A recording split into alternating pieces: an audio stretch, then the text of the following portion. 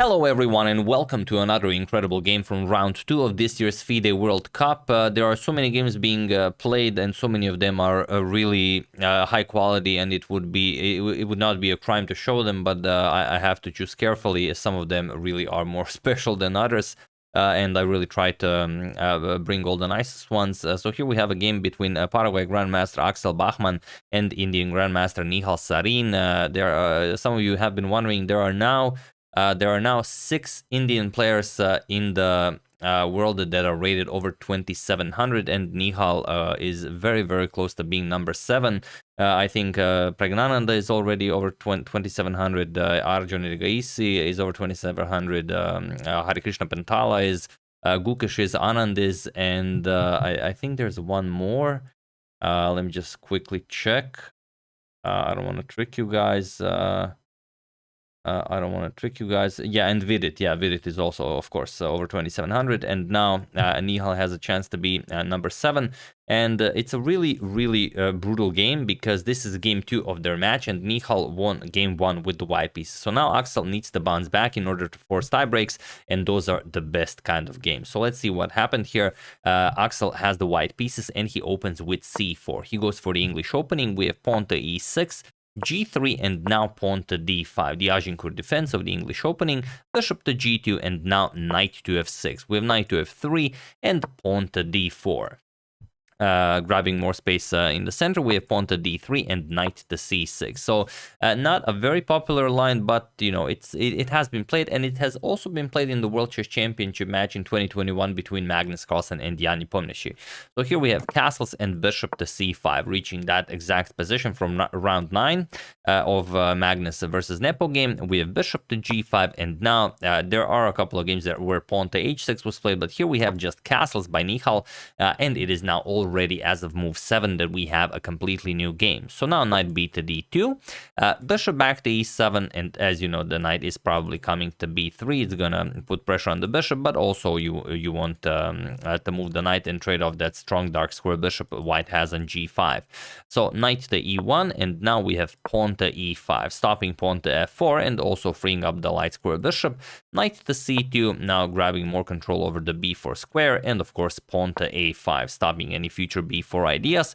White still prepares at pawn to a3, and now knight to d7, offering a trade of bishops. We have bishop captures, queen captures, and now rook to e1. We have knight back to f6, and now rook to b1, really getting ready to push b4. So Nihal tries to stop it for the moment, pawn to a4, but now b4 all the same. And of course, you all know what happens here. A captures on b3 en passant, knight captures on b3, and now rook to d8. We have queen to d2, developing the queen, connecting rooks, and now bishop to f5. And now, how do you continue in this position? It's a very tricky one, and one move that really does not come to mind is knight to b4. It's a very nice move, even though the a3 pawn is sort of hanging, but so is the knight on c6. Not the knight, but if you capture once, then the pawn on c6 will be hanging. So rook captures on a3 doesn't really make all that much sense. But this invites black to go for a very, very aggressive move, and that is pawn to e4. And now look at this. Knight captures on c6, attacks the queen. B captures, now pawn to e3. We have d captures on e3. Queen captures, and now rook captures on a3, or queen captures, but rook captures is probably better. D captures on e4, as the e4 pawn is now defended 3 times.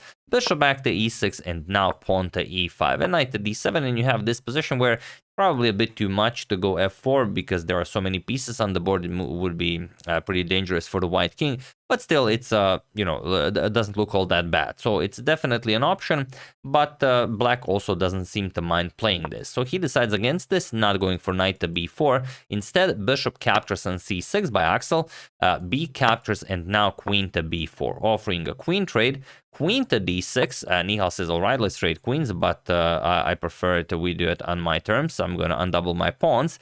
And of course, knight to c5. Axel prevents this. You do not want to attack the queen with rook to b8, if some of you were thinking that, and I know you were, because then just queen captures rook, and you are very happy to give up the queen for 2 rooks here. As you don't really have all that much after that. Captures, captures, and captures with check. How do you block this? You have to play queen to f8, and then you're just dead lost.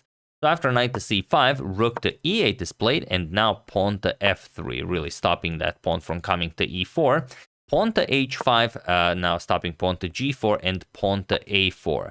Axel has a pass pawn on a4. Of course, he will now start pushing it. With pawn to h4, Nihal wants to start an attack against the white king. As soon as you played f3, you have weakened the g3 pawn, and of course, Nihal hones in on that weakness. We have knight to b7, attacking the queen, queen to e6, and now knight back to c5. And Nihal just says, all right, queen to d6. I already won the first game, although, I could play on, but I'm also very happy with a draw to go into round 3 of the FIDE World Cup 2023. So if you want to play, you're the one who's going to have to find something to play here. So he does. Axel finds king to f2. Now the position might open up. Then you might put some rooks on the g file. Could be dangerous for Nihal's king. Knight to h7, and now pawn to a5. Axel continues pushing his past a pawn. Knight to g5. Now you have to be very careful of knight to h3 check. It's not deadly, but you have to calculate it every move you make. Rook to f1, and now rook to a7, preparing to double up on the a file, so you don't have to worry about that past a pawn.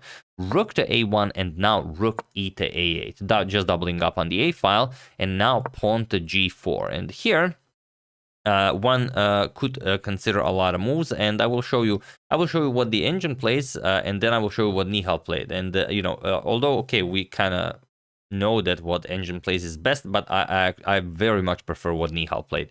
So the engine says, okay, let's play knight h3 check, and now after king to g2, we're gonna remaneuver the knight to f4. It's a better square, and after king f2, we're gonna remaneuver the bishop over to c8, and our position is just better. We have a very nice pawn on h4. The knight is a monster on f4, so it is just a better position for black. But now look at what Nihal played. Nihal played pawn to e4. And this is such a tricky move. You probably have some ideas about this e4 move, but you don't. Maybe you do. Maybe you are, of course, an excellent player. But I did not think of this as soon as I saw this e4 move. And the idea is that if now you play d captures on e4, Nihal's idea was bishop captures on g4. And after pawn captures, queen captures on c5. A temporary queen sacrifice, because after queen captures on c5, knight captures on e4 check, wins back the queen, and well, this is just a wonderful position. Knight captures on c5, knight captures on d4, rook captures on a5, let's say captures, and well, black is up a pawn. Whether Nihal would be able to make something of this pawn, it is a double c pawn, so it's very, very hard to say. Knight captures on c6 can be played right away, but then maybe the pawns on the 4th rank become a little bit weak, so who knows what Nihal decided about this. All in all, of course, it can be refuted, and that's why the engine prefers knight to h3, but it's very, very tricky. So Axel played g captures on f5. He took the bishop instead. He doesn't want this drawish line. E captures on f3 first. You could go for queen to h2 with check, of course. You could capture here, you could capture here, you could push e3 check, queen captures, knight h3 check. So many moves are possible. Nihal goes for e captures on f3, and it is the best move. You're not rushing with this. And now, how does white continue here? What would you play here? If I just show you what move is best for white, you're not going to believe me, so I'm just going to show it. King to e1. That's the best move for white, and it's the only move that sort of holds for white. Point is that after rook to e8, threatening this, knight to e4 can be played. Now queen captures on h2, threatening checkmate, so you have to play something. E captures on f3, you have to give up the knight on c2. First, we're going to play knight captures on e4, f captures on doubling the pawns, and now queen captures on c2. But now you're going to bring the queen back, and you're going to say, okay, I'm going to hold this. Not a problem. Even though my position looks really weird, I will hold this. However, after e captures on f3, who plays king e1 in this position? You just don't play that. King to g1 was played, and now Nihal is completely winning, and he does it beautifully. He plays f captures on e2, now threatens, of course, the rook on f1, rook f to e1, and now queen to f4. The absolute strongest move, just taking away all of the crucial squares from the black king, from the white king. Also, knight to h3 check is coming next. How can you even start defending this? Also, knight to f3 check is a threat. So rook captures on e2 was played, and now knight to h3 check, king to h1, and now there are many ways to continue this, but two of them are the main star moves: the queen f3 check, and of course rook captures on a5. Rook captures on a5 seems like you're blundering a rook, but you're really not. If rook captures on a5, then queen to f1 is mate in 1. So instead, after rook captures on a5, look at this. Rook to b1, and now we have queen to f3 check. Only move rook to g2, and now knight to f2 with check. This is unnecessary. Nihal just repeats the position once, but you know he gets the position back. King to h1, and now the tricky part is that you can play this, you know, as many times as you want. It's a great move, but it's not the move that actually wins the game. You can just repeat it a few times, not too many times, because then it's a draw. But there is one move, and it's such a beautiful, so strong a move that it, you know, white just resigns once you see that move. So feel free to pause the video and try to spot it while I give you a couple of seconds.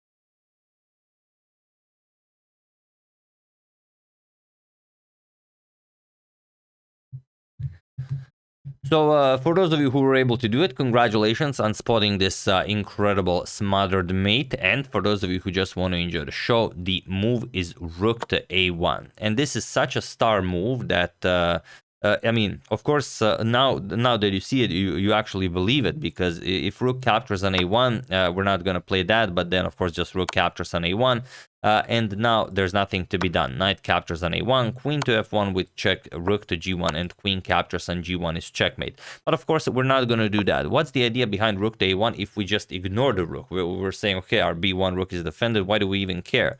Let's just play a move. Let's play knight e4. What's the point? The point is queen to f1 with check, and now after rook to g1, which seems like it shouldn't be possible, you will play queen captures on g1. Sacrifice the queen, and then rook captures on g1 will be a beautiful queen sacrifice checkmate. So the point is, after rook to a1, you kind of have to capture the rook, but with the knight. So knight captures on a1 was played, and now you've just blundered the rook. What's the point of rook to a1? The point is that now the knight is not blocking the other rook's path towards the g2 rook. So here, rook to a2. So first sacrificing the rook on a1, and now rook to a2, and now there is no move. How do you stop checkmate here? That was the whole point. Sorry, Nihal repeated once. That's the move you have to play. But for some reason, Nihal repeated knight f2 check, king g1, knight h3 check, king h1. So he repeated this twice, maybe just to torture his opponent. Sometimes people will do this for fun, sort of play with your food. The chess version, but yeah, you don't have to do this. Rook to a2, and it's just game over. There's no way to block this. Rook to g1 is the only move that stops checkmate, but it only stops this checkmate, and it allows the other one, and that is the beautiful smothered checkmate you guys have seen in the thumbnail. The king has nowhere to go. The rook is pinned, of course, cannot capture. Beautiful, beautiful checkmate. Beautiful game by Nihal, especially in game 2 that he didn't have to win. He could have just played. Okay, he did offer a draw there with a repetition of moves. But yeah, I mean, you don't have to play like this in you're not in a must-win situation. So it's really a treat. Nihal treated us to this with the black pieces in such an important game, and he goes into the next round of the FIDE World Cup. Yeah, so I don't forget, I will show you guys the who is playing who in round 3. Sorry about that. I have prepared it. I just don't know where. Yeah, I've saved it here in a different folder for some reason. Sometimes my brain does weird stuff. But yeah, there you have it. So these are some of the pairings, some top 10. Magnus will be facing Ariantari, so the Norwegian clash on top board. Amin Tabatabai will be facing Vincent Keimer. Vahab Sanal will be facing Anton Korobov. Vasily Ivanchuk will be facing Wei Yi. Now that is truly a great fight on board 4. I'm expecting a bloodbath there. Jing Yao Tin will be facing Rasmus Svane. David Howell, who I believe he took out Ivan Šarić in round 2, will be facing Wang Hao. Pak Hovejo will be facing Andrei Yasipenko. Narayanan will be facing Gukesh, two very strong Indians facing there. Anish Giri will be facing Nijat Abbasov, and Peter Svidler will be facing Jordan Van Forest. So there you have it. Those are only some of the boards. And since we've checked out Nihal's game, let me just quickly check who Nihal will be facing. Kind of makes sense that I also mentioned this. Sorry about that. Yeah, Nihal will be facing Bogdan Daniel Deac, very strong Romanian grandmaster, and also Vidit will be facing Matthias Blubaum. Yeah, Yanni Pomnici will be facing Rauf Mamedov, and so on and so on. But yeah, those are the top boards basically. Beautiful game by Nihal. Very nicely done, and yeah, good luck to him on becoming the 7th Indian who will be rated over 2700. And that's I mean, that's definitely India is truly a powerhouse. Now it's not just that they have Anand, who was, you know, fighting against the entire world alone. Now everyone is coming.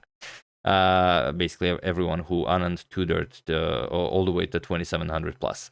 So yeah, that's the game. Really hope you guys enjoyed it. Once again, a big congratulations to Nihal on such a spectacular checkmate.